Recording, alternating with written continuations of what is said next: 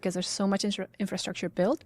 But at the same time, the requirements to be good at it and be a good founder are higher.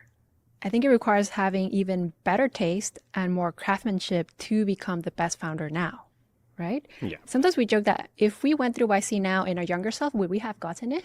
Hmm. It's actually very competitive now because the baseline is just so much higher. Yep.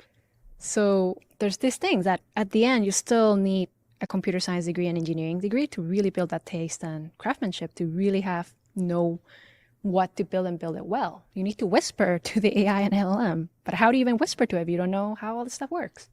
There's this amazing Rick and Morty meme where there's a little robot on the table passing butter, and he goes up to Rick, the master, and he's like, "What is my purpose?"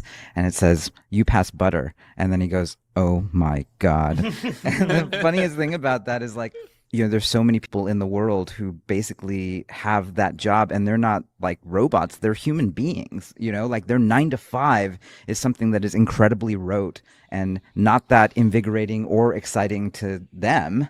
And yet that's like sort of their entire lives. And how could we not celebrate the fact that now we have more software, more tooling, potentially robotics coming around the way? Like that might free that person from having to pass butter and they can go off and do something else, something more creative. Like ideally, maybe they learn to code. Maybe they learn to actually create things way off on the side in areas that OpenAI or, sort of Microsoft or like whoever the tech giants are, like those companies can't do everything. They probably shouldn't do everything. Not only that, it's not clear to me that Lena Khan will allow that.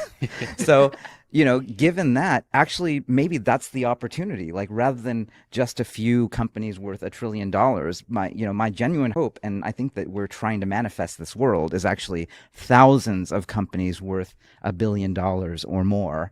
And some of those might have 1,000 employees. Some of them might only have 10. Some of them might even be just one founder sitting there doing that thing. But at the end of the day, ultimately making it better for a real customer, a real problem, a real thing in society that frees someone from being a butter passing robot that's a human.